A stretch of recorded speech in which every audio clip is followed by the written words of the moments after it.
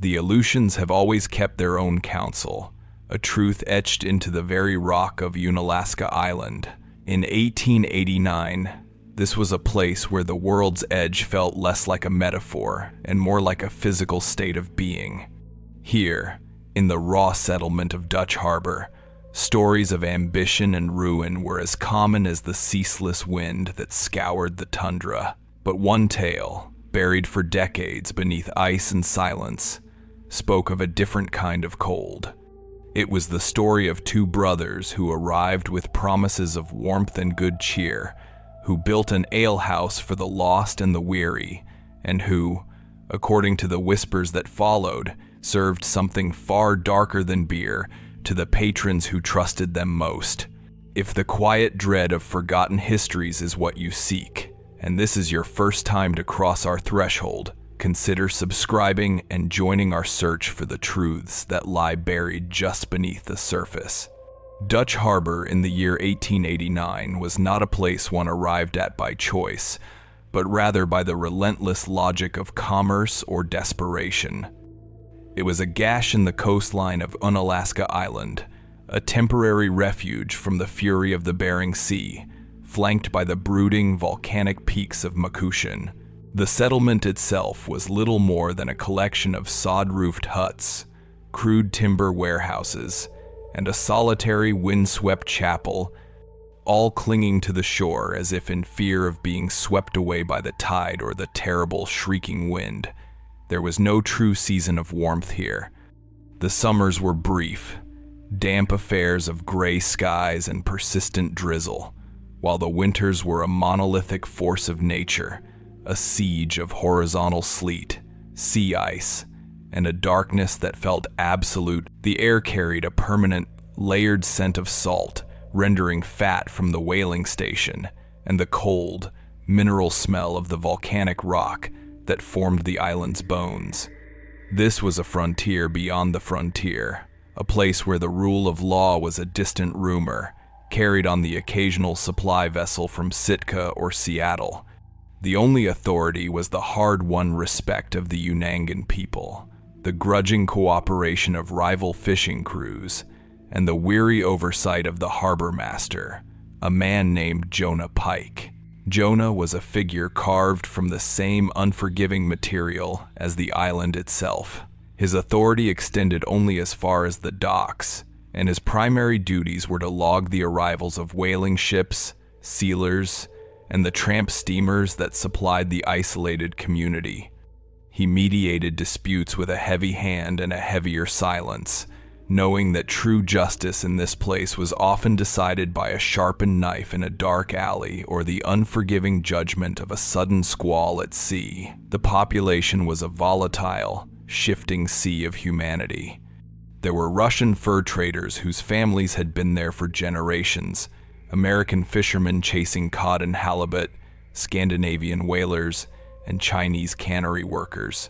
They were men, mostly, with faces weathered by frost and hardship, their hands permanently stained with fish blood and engine grease. They spoke in a dozen different tongues, but they all understood the universal language of exhaustion, cold, and the fleeting comfort found at the bottom of a bottle. It was a community bound not by kinship, but by shared proximity to danger, where a man's past was his own business and his future was measured in seasons, if he was lucky. Into this bleak, precarious existence, in the late autumn of that year, a ship brought something new. It was not the usual cargo of salted meat, flour, and rusted tools.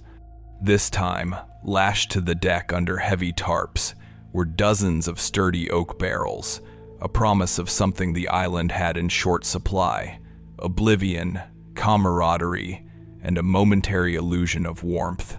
The men who brought the barrels were brothers, Lars and Eric Halvorsen. They were tall, fair-haired men of Norwegian stock, their faces strangely unlined by the hardships that marked everyone else in the harbor. Lars was the elder, broad-shouldered and possessing an easy, confident manner. He moved with a purpose that seemed out of place in the aimless drift of Dutch Harbor, and when he spoke, His voice was a deep and reassuring rumble that cut through the constant whine of the wind. He was the architect of their venture, the one who negotiated with Harbor Master Pike for the lease of a derelict warehouse near the water, the one who hired local Unangan laborers to shore up its crumbling walls and repair its leaking roof. He paid in silver coin that seemed to burn with a clean, impossible brightness in the grimy palms of the workers, and he promised a place where any man with a few cents could find a hot fire and a cold beer. His smile was a fixture, a piece of practiced charm that seemed to deflect the constant suspicion of the locals. He presented their alehouse as an outpost of civilization, a bulwark against the crushing loneliness of the northern sea. Eric, the younger brother, was a study in contrast. He was leaner, quieter, and moved with a watchful stillness. Where Lars engaged the world, Eric seemed to observe it from a slight, unnerving distance. His eyes, a pale, icy blue, missed nothing. He was the craftsman, the one who planed the rough-hewn planks for the bar, who fashioned the sturdy wooden tables and benches, and who set up the intricate system of taps and coils in the cellar. He rarely spoke, and when he did, his words were clipped and precise. His one small, humanizing habit was noticed by only a few. In the brief moments of twilight before the lamps were lit, he would often sit by the single grimy window of the unfinished saloon, carving small, intricate figures of seabirds and seals from scraps of driftwood. The detail was astonishing, each feather and whisker rendered with a patient, delicate touch that seemed utterly at odds with his calloused hands and the brutal environment around him. He handled the carving knife with the same focused economy of motion he applied to everything, a quiet intensity that was more unsettling than any loud proclamation. The figures he carved were beautiful, but he never kept them. When finished, he would simply toss them into the fire, his face illuminated for a moment by the brief, flaring consumption of his own meticulous work. The opening of the Halvorsen Alehouse was met with a cautious but undeniable enthusiasm. The men of Dutch Harbor, starved for any diversion, crowded into the newly finished space. It was a long, low-ceilinged room, smelling sharply of green timber, stale beer, and damp wool. The whale oil lamps cast a warm, flickering glow, a welcome contrast to the oppressive gloom outside. Sleet rattled against the two small, deeply set windows, but inside, a large iron stove radiated a heat so profound it felt like a physical presence. For the first time, the disparate, often hostile crews of fishermen and traders had a place to gather that was not the deck of a ship or the bleak, wind-swept shoreline. Lars worked the room like a seasoned politician, his booming laugh echoing off the rafters. He remembered men's names, asked after their catches, and had a rare talent for making each patron feel like the most important man in the room. Eric remained behind the bar, polishing the wooden mugs, his movements silent and efficient. He kept the beer flowing, a dark, heavy ale that was surprisingly good, and he collected the coins with a quiet, methodical precision. The establishment quickly became the center of the settlement's social life. It was a place for transactions, for hiring crews, for spreading news that arrived on the latest ship. But it was also a place of release, where the brutal realities of life on the island could be temporarily forgotten in a haze of alcohol and loud conversation. Even Father Alaric Dombrowski, the parish priest, acknowledged its strange, civilizing effect. He was a thin, ascetic man who had spent 2 decades on the island, his faith tested daily by the profound indifference of the landscape and the casual violence of the men he served. He noted in his journal that since the alehouse opened, the number of drunken brawls on the docks had decreased. The men's aggression seemed to find a less destructive outlet within the saloon's 4 walls. He said to Agnes Weller, the widow who ran the small, struggling inn next door, that perhaps the brothers were providing a necessary service. Agnes, however, was not so certain. Agnes had lived in Dutch Harbor for 30 years. She had buried a husband and 2 sons, all claimed by the sea. Her skepticism was a hard-earned shield, and she watched the Halvorsen brothers with an unblinking, assessing gaze. From her inn, she could see the comings and goings at the alehouse at all hours. She saw the staggering fishermen, the furtive traders, and the brothers themselves, who seemed to never sleep. What troubled her was the sheer, unblemished success of their enterprise. Everyone on Unalaska Island struggled. Nets tore, ships ran aground, the fish disappeared, sickness took hold. Scarcity was the one constant, the one shared article of faith. Yet the Halvorsens prospered. Their storeroom was always full, their barrels of ale never ran dry, and the silver coins they used for transactions seemed to be part of an inexhaustible supply. They purchased the finest tobacco from passing traders and fresh vegetables when they were available, luxuries that few others could afford. Their wealth grew visibly, a vibrant, unnatural bloom in the frozen soil of the community's shared poverty. The first whispers of unease began not as accusations, but as puzzles. Men in the harbor had always disappeared. They fell from icy rigging in the dead of night, their cries swallowed by the wind.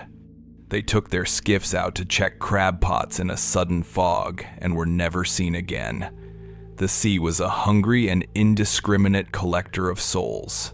But the disappearances that began that winter seemed different, quieter.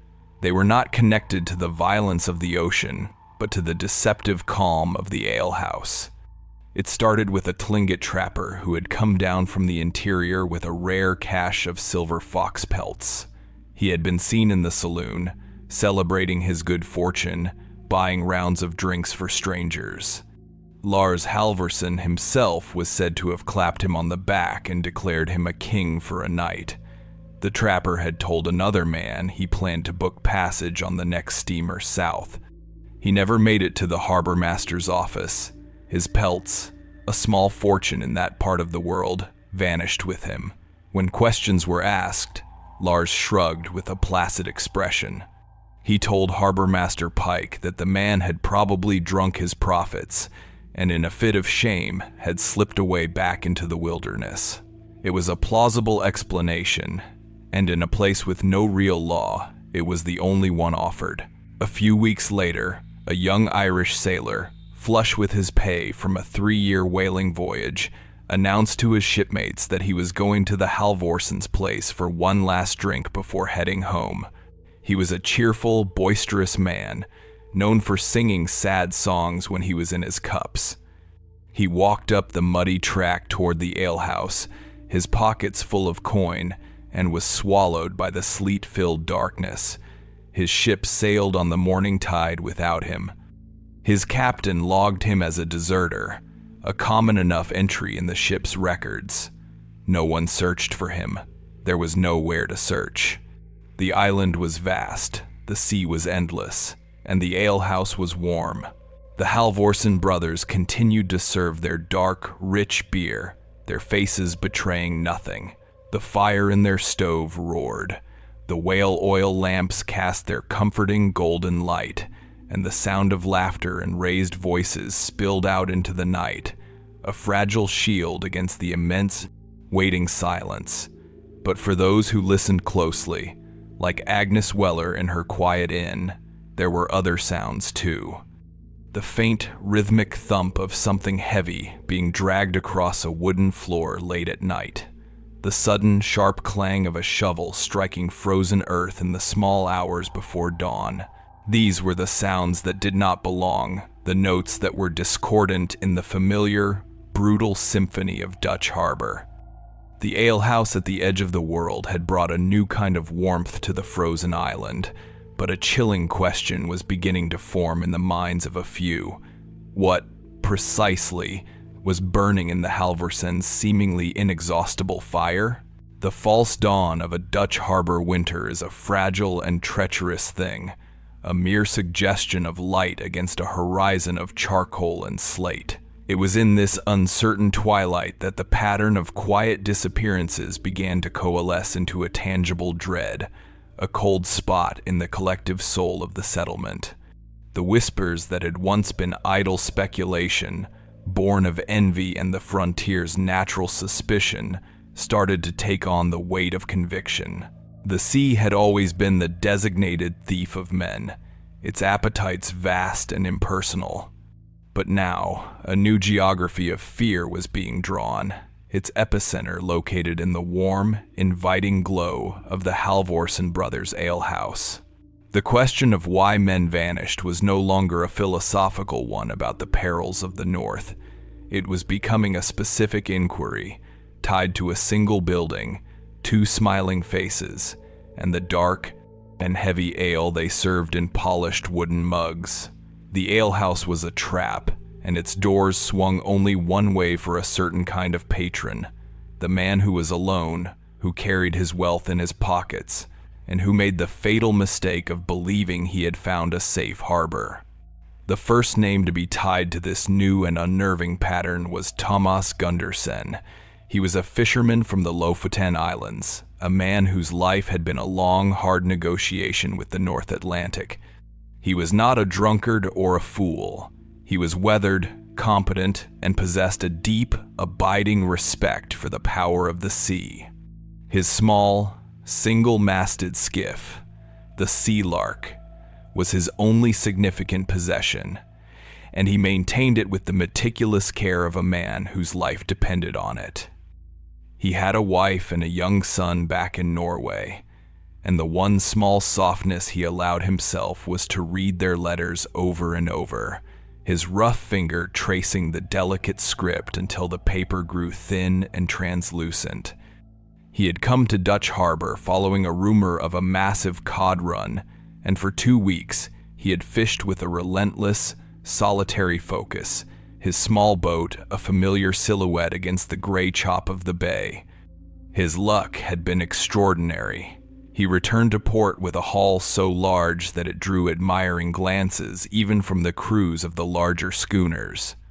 He sold his catch for a price that represented more money than he had ever held at one time, a sum that meant a secure winter for his family, perhaps even a new sail for the Sea Lark. That evening, Thomas Gundersen did something he rarely did. He decided to celebrate. He walked into the Halvorsen alehouse, his face still raw from the wind, the smell of salt and fish clinging to him like a second skin.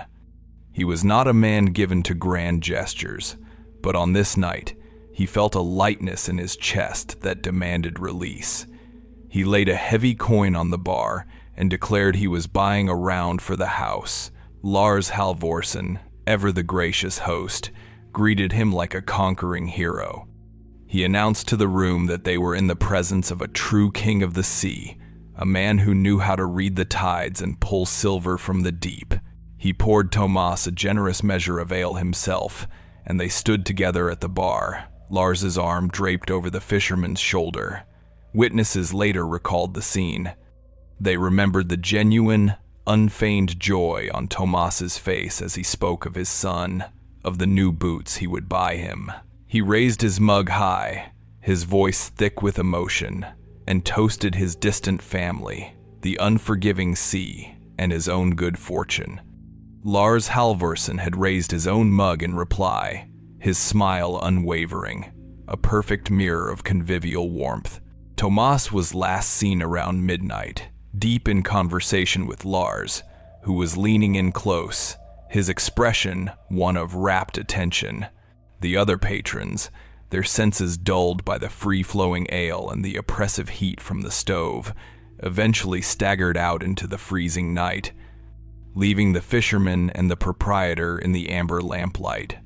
3 days passed. The wind shifted, bringing with it a biting sleet that turned the muddy paths of the settlement into slick, treacherous ice.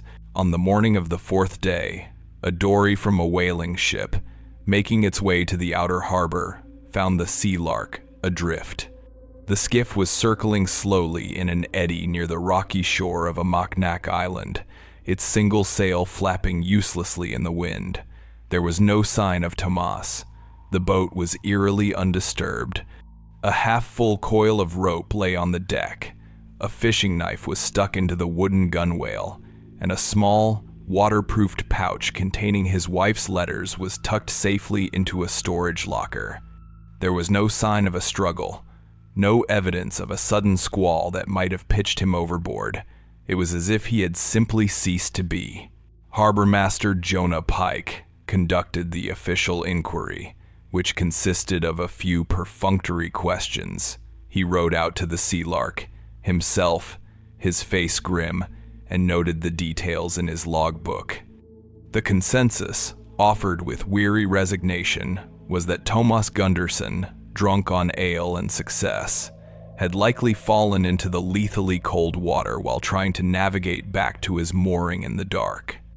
It was a common enough story, a sad but unsurprising end for a man on the frontier. Jonah went to the alehouse and questioned Lars, who expressed profound shock and sorrow.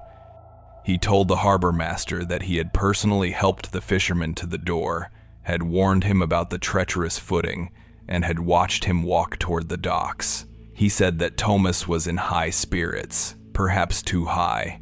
He had seemed steady on his feet, he added, but a man could never be too careful. The explanation was neat, plausible, and it closed the matter. The Sea Lark was sold to another fisherman, its previous owner's fate becoming just another cautionary tale told over mugs of beer in the very establishment where he had spent his final hours. Yet, a few of the older fishermen who had known Tomas found it difficult to believe. He was not a man to be careless on the water, drunk or sober. It was a discipline a man learned in the North Atlantic, or he did not live long enough to grow old. The second disappearance happened less than a month later, and it could not be so easily dismissed as a maritime accident. Victor Kolyada was a Russian trader, a man who dealt in furs, ivory, and the intricate woven baskets of the Unangan people. He was a creature of habit and caution, a man who had survived for decades by being methodical and trusting no one. He was tall and gaunt, with a long gray beard that was often flecked with ice, and he always wore a pair of heavy, custom-made leather boots, reinforced with brass rivets and lined with felt. These boots were his trademark, as much a part of his identity as his taciturn nature. Victor had arrived in Dutch Harbor to finalize a deal for a shipment of seal pelts, a transaction that would make him a considerable profit. He conducted his business quietly and efficiently, keeping mostly to himself. On the day before the supply ship, North Star, was due to depart for Sitka, Victor went to the harbor master's office. He spoke to Jonah Pike directly, registering for passage and paying for his bunk in crisp new banknotes. He informed Jonah that he would be boarding in the morning. That evening, with his business concluded and his pockets heavy, Victor Kolyada visited the Halvorsen Alehouse. He was not a social man, and he sat alone at a small table in the corner, nursing a single mug of beer for over an hour. He watched the room with shrewd, calculating eyes, a silent observer of the loud camaraderie around him. Several men tried to engage him in conversation, but he rebuffed them with a curt nod and a turn of his shoulder. Lars Halvorsen, however, was not so easily deterred. He approached Victor's table, carrying 2 full mugs, and sat down uninvited. From across the room, it appeared to be a simple act of hospitality. Lars was seen talking animatedly, gesturing with his hands, while Victor listened, his expression unreadable. After some time, the trader seemed to relax slightly. He accepted the second mug of ale that Lars offered. The 2 men shared a drink, and then another. The last anyone saw of Victor Kolyada, he was still at the corner table, the room having mostly emptied out, with only the 2 brothers remaining. Eric was wiping down the bar, his movements slow and deliberate, while Lars continued his quiet conversation with the Russian trader. The next morning, the North Star blew its horn. a deep, mournful sound that echoed off the surrounding hills. The time for departure came and went, but Victor Kolyada did not appear. The captain, an impatient man with a schedule to keep, waited for an hour before giving the order to cast off the lines. His absence was noted, but his passage had been paid for, and the ship sailed without him. When he did not appear in the settlement over the next 2 days, Harbor Master Pike grew concerned. This was not like the fisherman's disappearance. Victor had a registered, paid-for destination. He was not a man to change his plans without informing anyone. A half-hearted search was organized. Men checked the warehouses and the shoreline, calling out his name, their voices quickly stolen by the wind. It was a young Unangan boy who made the discovery. Behind the alehouse, in a shallow, muddy ditch that was partially filled with frozen rainwater and refuse, he found a pair of boots. They were Victor Kolyada's distinctive, brass-riveted boots. They were caked in mud, and one was lying on its side, the felt lining exposed to the elements. There were no other tracks around the ditch, save for a series of deep, parallel grooves in the frozen mud leading from the alehouse's back door to the spot where the boots lay, as if something heavy had been dragged. This time, when Jonah Pike confronted Lars Halvorsen, the proprietor's smooth composure seemed to have a faint crack in it. He claimed that the trader had become extremely intoxicated and belligerent.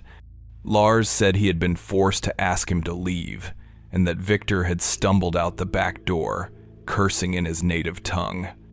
He suggested the man had probably fallen into the harbor in his drunken state, or had decided to wander off into the tundra in a fit of pique.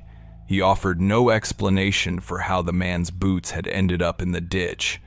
The story felt thin, and for the first time, a genuine, palpable fear began to spread through the community. The discovery of the boots, so close to the alehouse itself, was a piece of physical evidence that grounded the disappearances in a terrifying new way.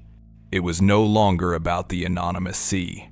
It was about a specific place. It was during this period of growing unease that Agnes Weller, the innkeeper, began to listen more intently. Her small inn shared a wall with the alehouse, and sounds often traveled through the poorly insulated timber frame. For weeks, she had been dismissing the strange noises from next door as the normal activities of a busy saloon, the rolling of barrels, the stacking of crates. But after Victor Kolyada vanished, she started to pay closer attention. One night, as a heavy snow began to fall, muffling the world in a thick blanket of white, she was jolted from a light sleep by a sound from the alehouse. It was long after closing time, and the building should have been silent. What she heard was a distinct, heavy scraping of wood against wood, coming from the floor of the main saloon room. It was a sound she had never heard before, a low, groaning complaint of timbers being moved. A moment later, she heard a dull, resonant thud, like a heavy door being dropped into place. It was the sound of a trapdoor. She lay still in her bed, her heart pounding against her ribs. The silence that followed was even more terrifying. Then, a new sound began, a sound that would haunt her for the rest of her days. It was a soft, rhythmic dragging, emanating from beneath the floorboards, from the direction of the alehouse cellar. It was the sound of dead weight being pulled across a dirt floor. It was not the crisp scrape of a wooden crate or the clatter of a barrel. It was a soft, heavy, yielding sound, punctuated by occasional, dull thumps. Agnes pressed her ear to the cold wall, listening. The dragging continued for what felt like an eternity, moving from one end of the cellar to the other, before finally stopping. She heard the faint, metallic clink of a shovel, and then the rhythmic, scraping sound of earth being moved. She stayed there, pressed against the wall, until the first gray light of dawn, listening to the muffled thuds from beneath the alehouse floor, as the snow outside piled up against the shuttered windows, burying the world and all its fresh secrets in a shroud of perfect, impenetrable white. The seasons and the Aleutians are not a gentle turning of a wheel, but the violent slamming of a series of iron doors. Winter does not arrive, it attacks. In the final days of that year, a storm of legendary ferocity descended upon Dutch Harbor, a monstrous entity born in the crucible of the North Pacific. It was a gale that did not just blow, but seemed to possess a malevolent intelligence, its voice a deafening, multitonal shriek that scoured the tundra and tore at the very foundations of the settlement. For 2 days and 2 nights, the inhabitants huddled in their crude dwellings, listening to the world being unmade outside.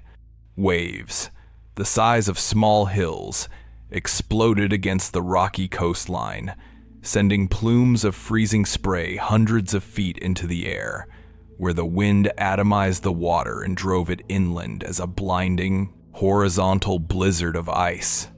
The ground itself seemed to shudder with each percussive impact, and the air grew thick with the sound of splintering timber and the groaning protest of buildings straining against their moorings. It was a storm that promised to obliterate all that was temporary and expose all that was hidden. On the 3rd morning, the wind abated, its fury spent, leaving behind a world transformed and broken. The harbor was a churning cauldron of gray water, littered with the debris of smashed dories and torn fishing nets. The silence that descended was profound, a ringing in the ears of the survivors as they emerged to survey the damage. It was 2 men, their faces raw and chapped by the wind, who first stumbled upon the alehouse's secret. They were making their way along the shoreline, trying to salvage what they could of their gear, when they saw that the storm had exacted a heavy price from the Halvorsons' establishment. The seaward side of the building, which sat precariously close to the high tide line, had been brutalized. The constant, thunderous assault of the waves had torn away the rotting lower timbers of the foundation, and with them, a large section of the packed earth wall of the cellar. A great, dark wound had been opened in the side of the building, exposing its subterranean depths to the flat, unforgiving light of the Arctic dawn. At first, it was just a dark cavity, a hole filled with shadow, but as their eyes adjusted, they saw something unnatural within the exposed strata of frozen soil and rock. Protruding from the dark earth, like some grotesque and hardy form of winter fungus, was a human hand. It was pale and rigid, the fingers curled into a desperate claw, each knuckle and nail outlined with a delicate crystalline filigree of frost. A few feet away, a length of what looked like dark woolen cloth was visible, and beneath it, the unmistakable curve of a human shoulder, locked in the permafrost. Frozen beside it, a face was turned partially toward the light, its features obscured by a rime of ice, the mouth open in a silent, unending gasp. The 2 men stood frozen for a moment, the icy air burning in their lungs, their minds struggling to process the impossible sight. Then, without a word, they turned and ran, their heavy boots slipping on the icy rocks as they scrambled toward the harbor master's office, their shouts for Jonah Pike swallowed by the vast post-storm silence. Jonah arrived minutes later, his face a mask of grim resolve. He carried a heavy, storm-proof lantern, though the morning was already as bright as it was likely to get. With him was Father Alaric Dombrowski, his thin cassock whipping around his legs in the frigid breeze. The priest's presence was a necessity. In a place so thoroughly lacking in formal law, the word of a man of God carried the weight of sworn testimony. Together, they approached the breach in the cellar wall. Jonah raised the lantern, its yellow light cutting into the shadows, and the full horror of the scene was laid bare. It was not one body. The exposed wall of earth was a gruesome sepulcher, a layered, frozen tableau of death.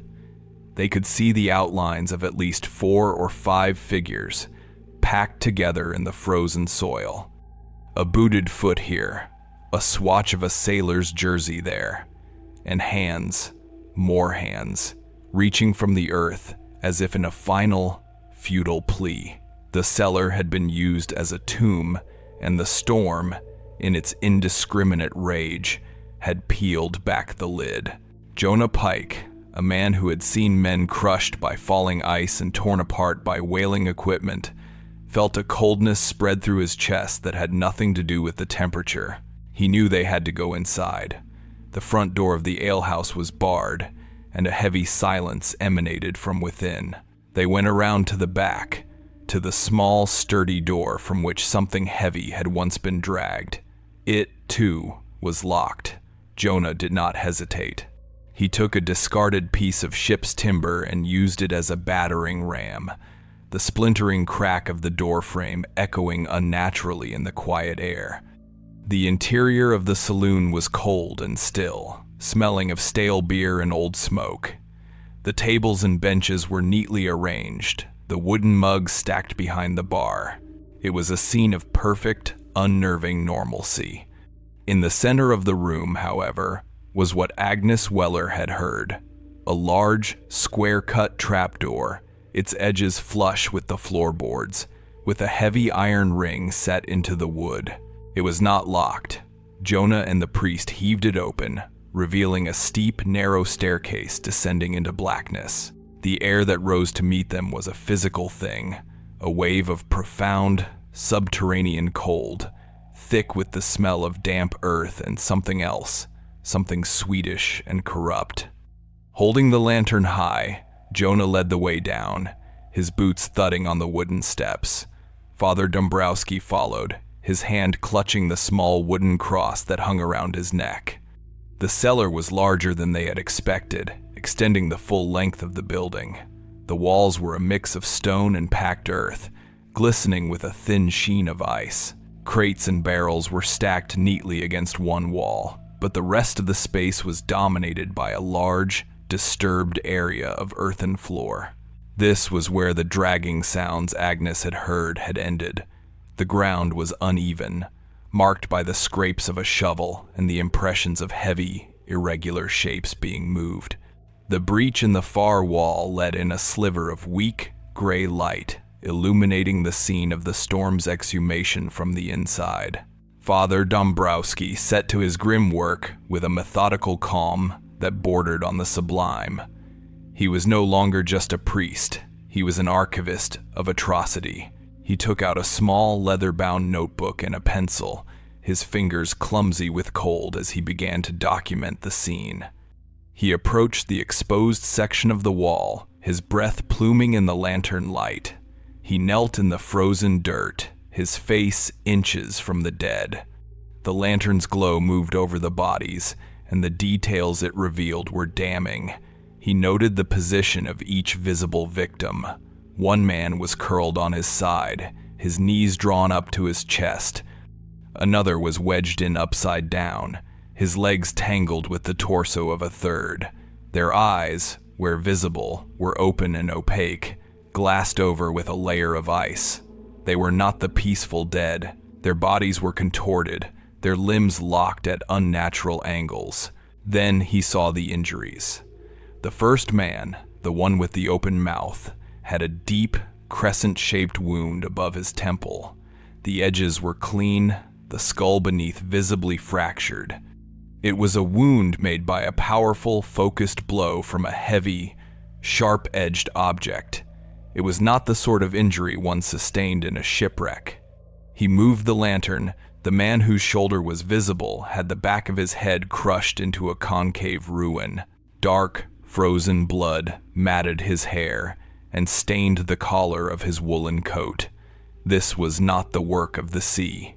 This was the work of a hammer, or an axe, or a marlinspike. It was the work of a butcher. He documented it all in his precise, scholarly script, his pencil scratching in the profound silence. He wrote that there were signs of bludgeoning on every victim he could clearly see. He noted that they had been stripped of anything of value. Their pockets were turned out, their fingers bare of rings, These were not shipwrecked sailors being kept for a spring burial. These were the victims of robbery and murder. As he worked, a shadow fell across the open trapdoor. Eric Halvorsen stood at the top of the stairs, his lean frame silhouetted against the light from the saloon above. He looked down at them, his pale eyes taking in the scene without any visible flicker of emotion. He did not seem surprised or alarmed. He simply watched them, a predator observing intruders in his den. After a long moment of silence, he descended the stairs, his steps slow and deliberate. He stopped at the bottom and looked at the exposed wall, his expression unreadable. Jonah Pike turned to face him, his hand resting on the hilt of the large knife he wore at his belt. He demanded to know what this was. Eric's voice, when it came, was flat and devoid of inflection. He told them that these were the unfortunate dead from the wreck of the Sea Lion, a sealing vessel that had gone down in a storm a month prior. He claimed that he and his brother had recovered the bodies from the surf and, as an act of Christian charity, had stored them in the cellar to protect them from scavengers until the ground thawed enough for a proper burial. He explained that they had not wanted to cause a panic in the settlement by announcing the grim discovery, and had intended to inform the priest when the time was right. It was a story delivered with such dispassionate conviction that for a fleeting second, it almost seemed plausible.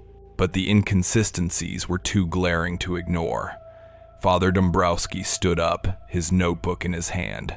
He asked Eric why, if these were the drowned dead, their skulls were crushed. He asked why their pockets were empty. He asked why they had been buried in secret, under the floor of a saloon, when a simple notification would have allowed the bodies to be stored in the church's small, consecrated charnel house. He pointed to one of the bodies, to a distinctive, hand-knitted cap still frozen to the man's head. He said that he recognized the cap. He said it had belonged to Tomas Gunderson, the fisherman who had supposedly fallen from his skiff. Gunderson had not been on the Sea Lion. He had disappeared weeks before that ship was reported lost. Eric's icy composure did not break. He simply stared at the priest and offered a new lie. He said that the fisherman must have been another victim they had found washed ashore, his identity unknown to them. He claimed the head wounds were from the bodies being dashed against the rocks. Each question was met with a calm, logical-sounding falsehood, a web of deceit spun with chilling precision. It was then that Lars Halvorsen appeared. He came down the stairs with a concerned look on his face, asking what the commotion was about. When he saw the scene, he put on a masterful performance of horror and shock. He rushed to his brother's side and listened as Eric repeated the story of the shipwrecked sailors. Lars then embellished it, adding details of their own heroic efforts, of the terrible sight of the drowned men, of their humble desire to do the right thing without seeking praise. His deep, reassuring voice filled the cellar, attempting to smooth over the jagged edges of the truth. But it was too late. The physical evidence was too powerful, the lies too transparent. Jonah Pike had heard enough. He told the brothers they were to remain in the saloon and not to touch anything. He then sent one of the fishermen who had been hovering near the broken door with an urgent message. The message was for Captain Elbert Yates, the officer in command of the small United States militia garrison on the other side of the harbor. Yates was a man who operated not on local custom or frontier pragmatism, but on the unyielding principles of military law. His arrival less than an hour later marked a profound shift. Dressed in a crisp blue uniform that seemed absurdly out of place in the muddy, chaotic settlement, Captain Yates took one look at the frozen tomb in the cellar, listened to Father Dombrowski's cold, precise account, and officially declared the alehouse a crime scene. He posted 2 uniformed soldiers at the entrance and took the Halvorsen brothers into custody. As Lars and Eric were led away, their faces remained impassive, betraying nothing. The cellar was sealed, its grim secrets now the property of a formal inquiry. The storm had passed, but a new and far colder front was moving in, one that threatened to freeze the gears of justice before they could even begin to turn. The concept of formal justice in a place like Dutch Harbor was a fragile and largely theoretical construct, an imported idea that sat uneasily upon a landscape that answered to older, more elemental laws. The arrival of Captain Elbert Yates and his small contingent of militia soldiers was meant to impose order, to replace the murky ambiguity of frontier custom with the clear, delineated authority of the United States government. Yet, the inquiry into the bodies found in the Halvorsen cellar soon demonstrated that the cold of Unalaska Island was not merely a matter of temperature. It was a condition that seeped into the hearts of men, freezing loyalties, hardening self-interest, and preserving secrets with the same implacable efficiency as the permafrost. The investigation, which began with the stark, undeniable clarity of a frozen crime scene, quickly devolved into a slow, grinding battle between conscience and corruption, a procedural drama played out against a backdrop of profound and unyielding isolation. The question was no longer simply what had happened in the cellar, but whether a crime, no matter how heinous, could even be named and prosecuted when its perpetrators had made themselves essential to the very survival of the community they preyed upon. Captain Yates was a man defined by the rigid structures of military life. He believed in regulations, in chains of command, and in the power of a properly documented report. He established a makeshift courtroom in the largest and most weatherproof of the militia's barracks, a long, drafty wooden building that smelled of damp wool and gun oil. A trestle table served as the magistrate's bench, and a sputtering iron stove provided the only defense against the relentless cold that pressed in from all sides. The two windows were so thoroughly clouded with a thick layer of interior frost that they admitted only a dim, milky light, forcing the proceedings to be conducted in the constant, flickering glow of whale oil lamps. The ink in the inkwells, brought in from the captain's own supply, would begin to thicken and freeze if left untended for more than an hour, a small but constant reminder of the environment's hostility to the very processes of civilization. Into this frigid and intimidating space, Captain Yates summoned the key figures of the community, intending to build an unassailable case against the two brothers, who were held under guard in a nearby storeroom. The first to provide testimony was Father Alaric Dombrowski. The priest spoke with a quiet, unshakable authority, his voice a low and steady presence in the tense room.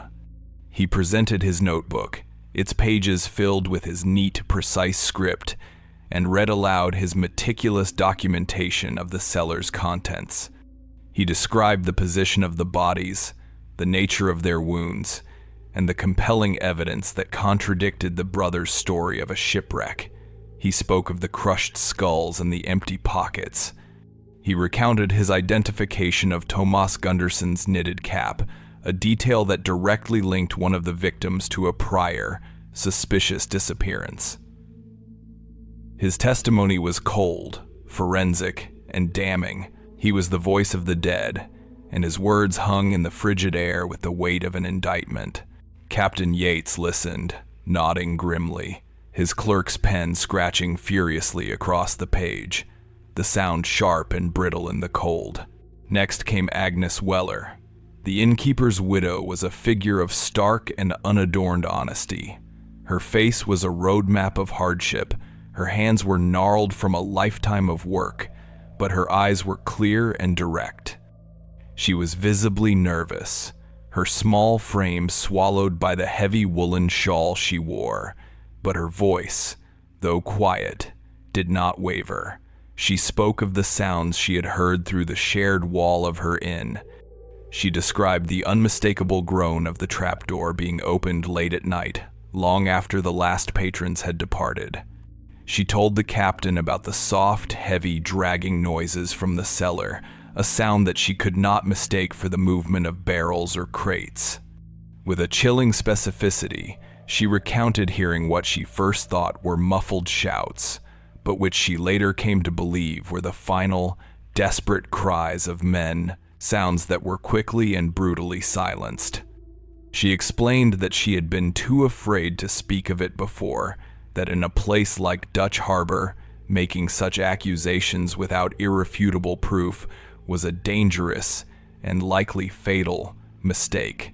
Now, with the proof laid bare by the storm, she felt compelled by her conscience to speak.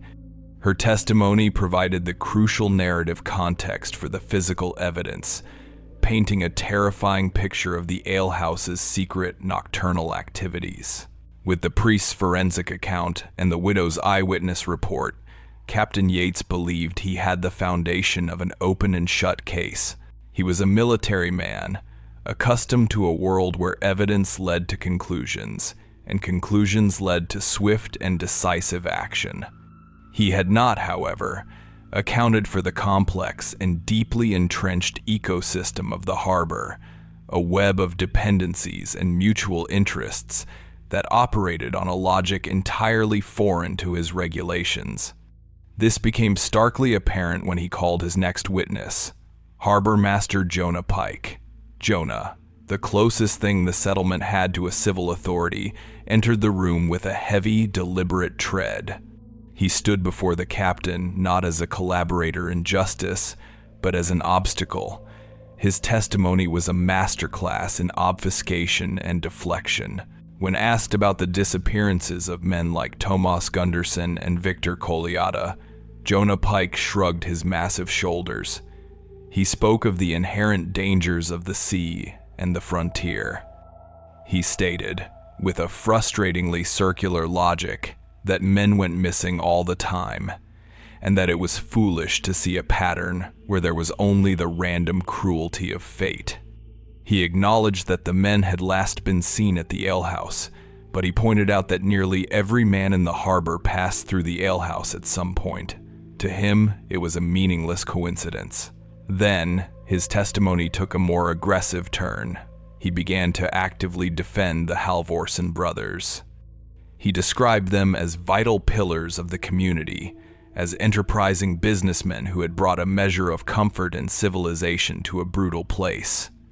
He spoke of their importance to trade, explaining that their saloon was the only reliable place for ship captains to gather intelligence and for crews to be assembled. He argued that their establishment was crucial for morale, a necessary release valve for the pent-up frustrations and loneliness of the transient population.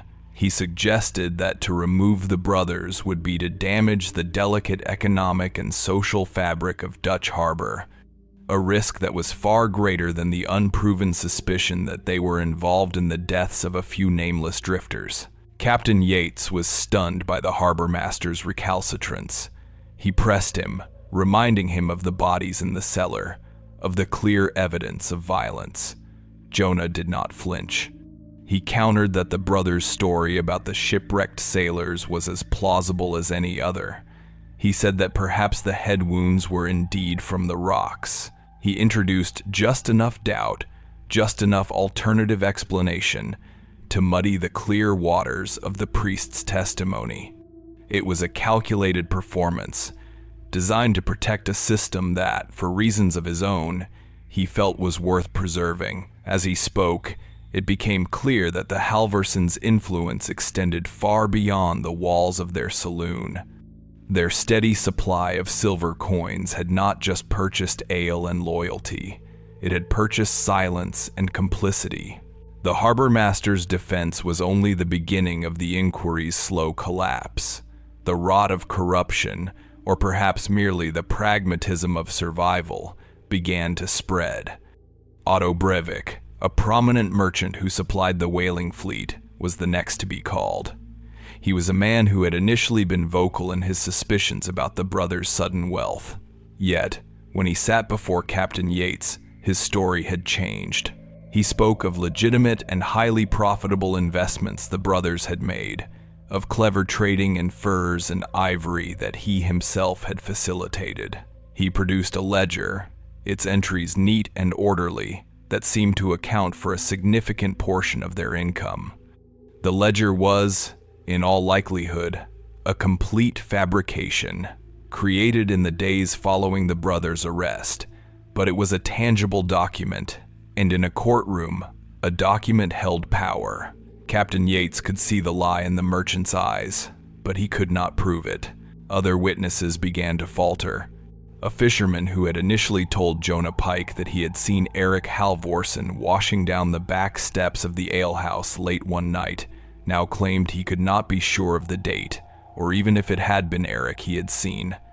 Another man, who had spoken of a heated argument between Lars and the Russian trader, Victor Kolyada, now remembered the conversation as being perfectly amicable. Stories changed, memories grew foggy, and a wall of communal amnesia began to rise around the two brothers.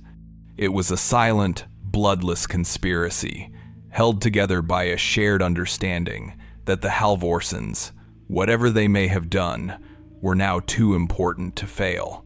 They were a source of credit, a market for goods, and the providers of the only reliable comfort in a world of unrelenting hardship.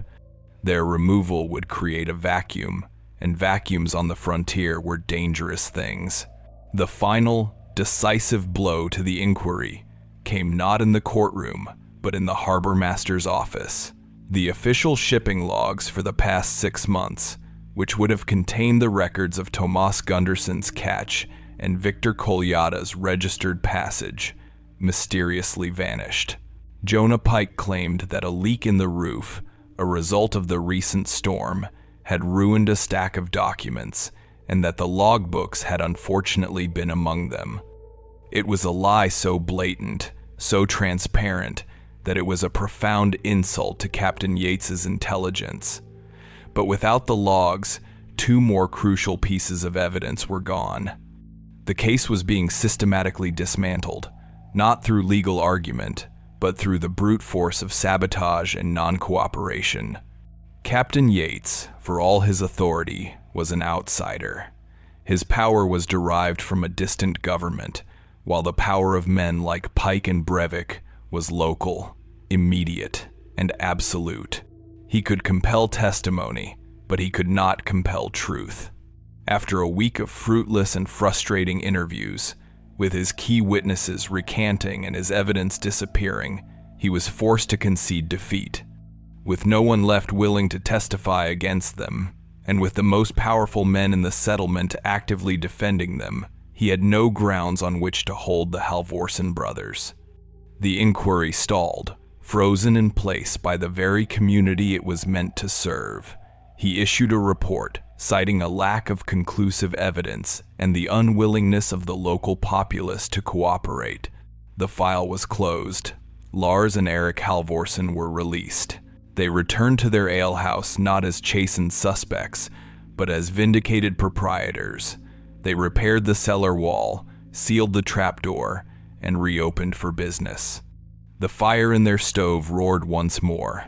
The whale oil lamps cast their warm, inviting glow, and the dark, heavy ale flowed as freely as ever. A strange, unspoken pact of silence settled over Dutch Harbor. The bodies in the cellar were never mentioned again. They were left to the permafrost, their stories untold, their murders unnamed. The law had come to the edge of the world and found itself wanting, its rigid principles no match for the tangled roots of fear and greed. Justice had not been served. It had been buried, left to lie dormant under a fresh layer of ice and a conspiracy of silence, waiting for a future thaw that might, one day, bring the truth to the surface once more. Time is a relentless scavenger, but in the frozen north, it is also a patient archivist. The permafrost holds its secrets with a grip that can last for centuries, but the harbor is a different kind of vault, its floor a shifting repository of mud, silt, and all that is lost or deliberately discarded. For 26 years, The story of the Halvorsen brothers and the bodies in their cellar faded from official record into the realm of hushed folklore, a grim cautionary tale told by old men to new arrivals. The failed inquiry of 1889 had been a monument to the power of isolation and complicity, a case grown so cold it had become part of the landscape. But the 20th century brought with it a new kind of energy to Dutch Harbor, a mechanical insistence on progress that would, by sheer, indifferent force, dredge the past back into the light. The echoes that had been trapped beneath the harbor's surface were about to be given a voice, and their testimony would be far more difficult to silence than that of living men. The year was 1915. Dutch Harbor had transformed.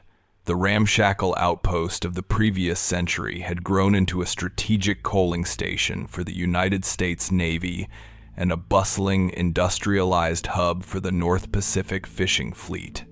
The old sod-roofed huts had been replaced by sturdy, clapboard buildings, and the muddy tracks were now graded roads. Where whale oil lamps had once cast a flickering, uncertain glow, electric lights now burned with a steady, clinical glare. Progress had arrived in the form of steam and steel. As part of a major expansion to accommodate larger naval vessels, a massive dredging operation was underway in the inner harbor. A hulking, steam-powered barge, a monstrous thing of iron gears and soot-belching smokestacks, worked day and night, its huge clamshell bucket plunging into the icy water and emerging with tons of mud and rock, slowly deepening the channel. The work was loud, repetitive, and brutally efficient, a noisy testament to mankind's determination to reshape the world to its will. It was on a bleak Tuesday in October that the past broke the rhythm of progress.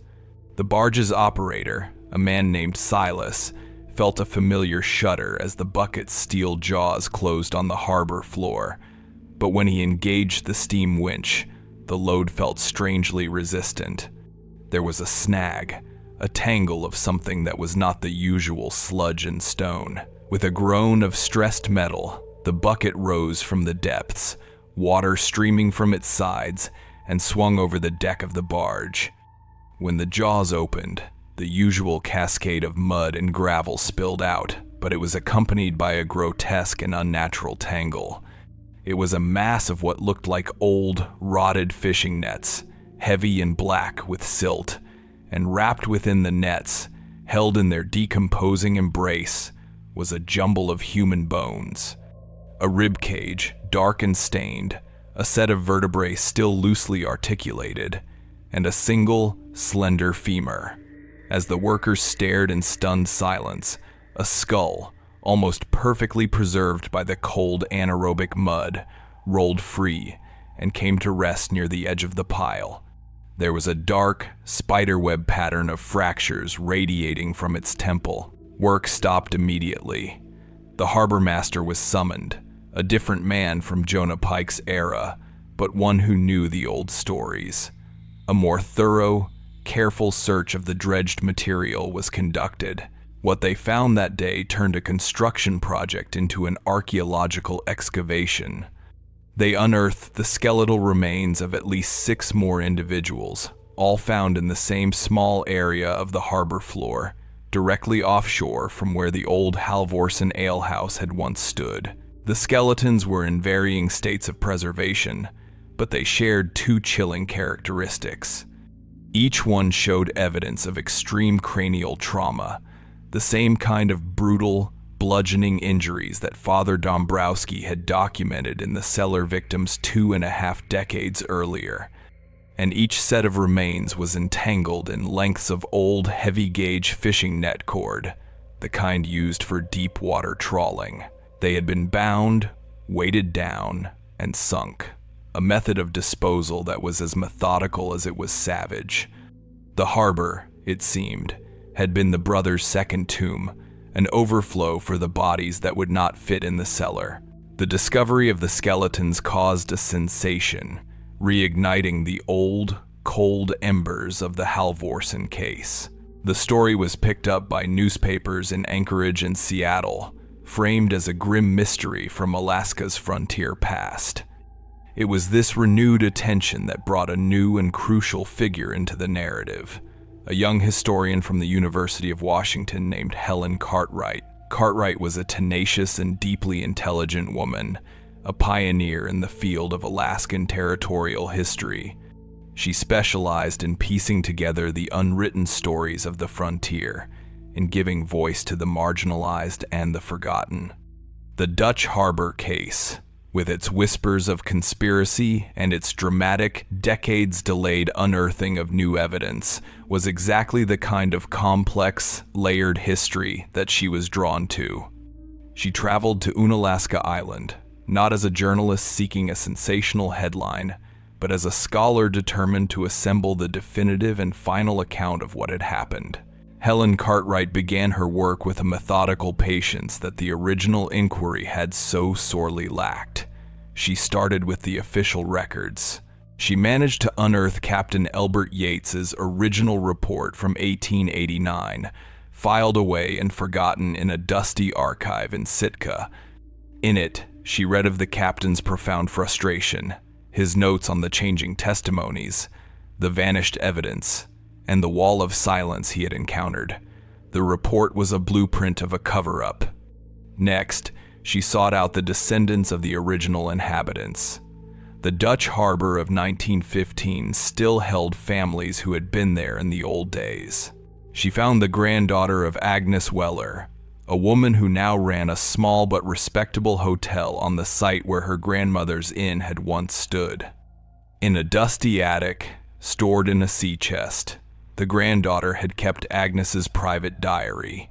In its pages, written in a spidery, fading script, Helen found the corroboration she needed. Agnes had documented everything she had been too afraid to say publicly: the names of the men who had vanished, the exact dates she had heard the sounds from the cellar, her deep and abiding fear of the two smiling, soft-spoken brothers next door. The most significant breakthrough, however, came from an entirely unexpected source. The old Halvorsen Alehouse, long since abandoned and fallen into disrepair, was finally being demolished to make way for a new cannery warehouse. During the demolition, a worker prying loose the floorboards behind the old bar discovered a small tin box that had been wedged deep within a wall cavity. The box was rusted but still sealed. Inside, wrapped in oilcloth, were two small, leather-bound notebooks. The handwriting was neat, disciplined, and instantly recognizable to Helen from documents she had reviewed. It was the hand of Lars Halvorsen. These were not diaries, they were ledgers, but they did not record the sale of beer. They were a meticulous, coded accounting of murder. Helen Cartwright spent a week in the lamplight of her hotel room, cross-referencing the notebooks with old shipping manifests, missing person reports, and the names from Agnes Weller's diary. The code was brutally simple. Each entry began with a set of initials. T. G. was followed by a date that corresponded with the night Tomas Gunderson had celebrated his record catch. VK was entered on the night the Russian trader Viktor Kolyada was last seen. Dozens of other initials followed, a chilling roll call of the lost. Beside each set of initials and a date, there was a single number entered under a column heading that was not a word, but a small, hand-drawn symbol of a barrel. After that, a second number was entered under a column titled simply Yield. Helen quickly deduced that the first number was the cost of the ale the men had consumed or been served. The second number, the yield, was an estimate of the cash or valuables the victim had been carrying. The profit margin was astronomical. The notebooks were a record of nearly 4 years of systematic slaughter, beginning shortly after the alehouse opened and continuing for 2 years after the failed inquiry. The brothers had not been deterred by the investigation. They had been emboldened by it, secure in the knowledge that they were protected. Armed with the skeletons from the harbor, the captain's frustrated report, the secret testimony of Agnes Weller's diary, and the murderer's own, self-incriminating ledgers, Helen Cartwright assembled a complete and unassailable dossier on the case. She could now name at least 15 victims, linking them to specific dates and the profits the brothers had made from their deaths. She theorized that after the cellar became too full, they had begun using the harbor as their dumping ground, binding the bodies in nets and sinking them in the dead of night. The brothers had continued to profit from bloodshed for 2 more years after Captain Yates had been forced to release them. Then, in the spring of 1892, they had sold the alehouse to a newly arrived merchant and, with their accumulated fortune, had booked passage on a steamer bound for San Francisco. After that, the historical record fell silent. They had vanished as completely as their victims, taking their blood money with them and leaving nothing behind but a haunted building and a legacy of whispers. Helen's compiled research was a profound and final vindication for the dead. It was the truth, unearthed from the mud and resurrected from the fading ink of old paper.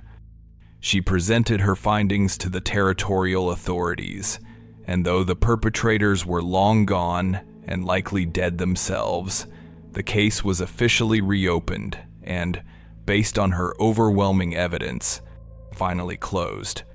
The Halvorsen brothers were formally named as the murderers of at least 20 individuals, though the true number was likely higher.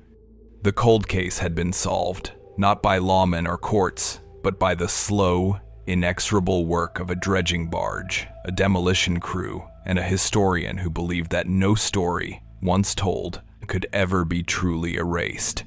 The file was complete, but the story was not over. The facts, now established, would become the bedrock for a new and even more enduring phase of the tale. Its transformation from a forgotten crime into a permanent and chilling legend. History, once written, becomes a fixed and immutable thing, a collection of dates and names and verifiable events that resist the erosive forces of time. But folklore is a far more fluid and adaptable medium, a living narrative that shifts and reshapes itself with each telling, reflecting the fears and anxieties of the community that keeps it alive. The story of the Halvorsen brothers did not end with Helen Cartwright's meticulous reconstruction of the facts. That was simply its entry point into a different kind of afterlife, a realm where the boundaries between reality and imagination blurred, where the horrors of the past became a haunting presence in the present, a constant reminder of the darkness that can lurk beneath the most welcoming facade. The brothers may have vanished from the historical record, but they remained a vivid and malevolent presence in the collective memory of Dutch Harbor, their alehouse transformed from a place of fleeting comfort into a symbol of enduring dread. The physical evidence of their crimes had been dredged from the harbor and documented in official reports, but the most lasting legacy of the Halvorsens was the ghost story they left behind. A chilling tale whispered in the darkness, a warning against trusting strangers bearing gifts in a land where survival was always a precarious and uncertain thing. The old alehouse itself, even after it was demolished and replaced with a modern cannery warehouse, refused to be forgotten. The ground where it had stood seemed to retain a lingering taint, a psychic residue of the violence that had been committed there. Sailors reported feeling a sudden, inexplicable chill when passing by that section of the harbor, even on the warmest of summer days. Fishermen claimed that their nets snagged more frequently in that area, as if they were being deliberately entangled by something unseen. And the men who worked in the cannery spoke of hearing strange noises late at night, the faint echo of laughter and raised voices, the clinking of mugs, and the soft, rhythmic dragging sound that Agnes Weller had described so many years before. The warehouse became known as a place of bad luck, a jinxed space where accidents happened and equipment malfunctioned. The workers, mostly Unangan men whose ancestors had witnessed the original events, treated the site with a wary respect, a blend of fear and superstition that kept the story of the Halvorsen brothers alive in their families. One of the most enduring elements of the folklore surrounding the brothers was the persistent rumor that their beer had tasted unusually sweet. Not a pleasant sweetness, but a cloying, artificial taste that lingered unpleasantly on the tongue. According to oral histories collected by folklorist Daniel Quinn in the 1970s, sailors passing through Dutch Harbor were warned never to drink the beer at the Halvorsens' place, or any establishment built on its foundations, if it had that particular saccharine tang. The explanation for the sweetness varied. Some claimed that it was a secret ingredient the brothers used to keep their patrons coming back for more, a kind of primitive opiate. Others whispered that it was the taste of something far more sinister, a subtle hint of the human remains that were said to have seeped into the very soil beneath the alehouse, a morbid flavoring that betrayed the brothers' true intentions. Whatever the reason, the sweet beer became a symbolic marker, a signal that the hospitality being offered was not genuine, that the warmth and camaraderie were simply a prelude to something cold and deadly. It was a metaphor for the deceptive nature of evil, a reminder that the most dangerous predators often concealed their true nature behind a mask of congeniality. The site of the old alehouse also became a kind of unofficial memorial. The Unangan families who had lived in Dutch Harbor for generations began to place stones along the waterline near the cannery warehouse, small, rough-hewn rocks taken from the surrounding beaches. Each stone was meant to represent a life lost, a silent tribute to the men who had vanished after entering the Halvorsens' establishment. Over time, the stones accumulated, forming a low, irregular cairn that stretched along the shoreline, a physical manifestation of the community's enduring grief and guilt. The cairn became known as the Cellar of Hands, a name that evoked the image of the frozen limbs reaching from the earth, a permanent reminder of the brothers' crimes. The name was never spoken aloud to outsiders. It was a phrase reserved for those who knew the story, a subtle code that connected them to the past and to the collective responsibility of remembering what had been done. It was a sign of a cold case in the truest sense of the word, a memorial built from stone in the cold north. In the decades following Helen Cartwright's research, the story of the Halvorsen brothers has continued to evolve. Contemporary researchers have focused on the psychological aspects of the case, examining the ways in which the brothers exploited the unique conditions of the Alaskan frontier to mask their crimes. They point to the extreme isolation of Dutch Harbor, the transient nature of its population, and the minimal presence of law enforcement as factors that allowed the brothers to operate with impunity for so long. They argue that the brothers were not merely opportunistic killers, but something closer to serial predators, men who were driven by a deep-seated compulsion to dominate and destroy. They thrived in a place where the normal constraints of society were absent, where the constant struggle for survival made it easy to dismiss disappearances as simply another consequence of the harsh environment. The brothers used the winter, the darkness, and the casual violence of the frontier to their advantage, creating a climate of fear and complicity that shielded them from scrutiny and allowed them to profit from bloodshed. The researchers point to the ledgers as evidence of their calculating nature, of their cold-blooded ability to reduce human lives to a simple equation of profit and loss. The story is far from forgotten. Daniel Quinn, the folklorist who collected many of the oral histories, noted that the narrative served as a cautionary tale. He stated the story's purpose was to remind the new generations that greed can lurk behind a smile, and that the most dangerous places are often the ones that appear to offer the greatest warmth and security. The descendants of the original families still share the tale, passing it down through generations as a warning against trusting outsiders and as a reminder of the importance of community solidarity. Today, the site of the old alehouse remains a place of quiet contemplation. There is no marker, no official memorial, but the stones along the waterline are still there, a silent testament to the lives that were lost. When the aurora borealis shimmers above the harbor, its ethereal light dancing across the ruined pilings of the old cannery wharf, it is easy to imagine the faces of the victims reflected in the water, their stories echoing in the mournful cry of the wind. The waves break against the shore like muffled knocks on hollow wood, a constant, rhythmic reminder of the secrets that lie beneath the surface. The question that endures, the question that lies at the heart of the Halvorsen brothers' legacy, is this: was it the human greed of two men that demanded those lives? Or was it the dark, indifferent spirit of the harbor itself, a place where the line between land and sea, between life and death, was always so perilously thin? Was Dutch Harbor simply a place where evil found fertile ground?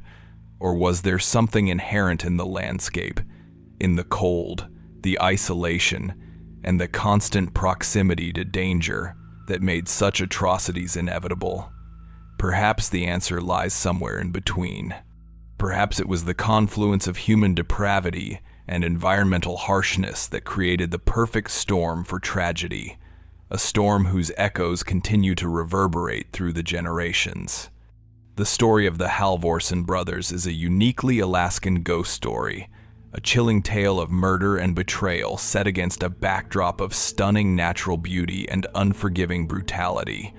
It is a reminder that in the frozen frontier, hospitality can be the deadliest trap of all, and that the most enduring cold comes not from the ice and snow, but from the human heart. The record on the Halvorsen brothers is complete, and your presence through its final page means more than you know. If you have just found our channel, for more, subscribe to the Blaspheme Archive so you are here when the next file is unsealed, and tell us in the comments how this story spoke to you.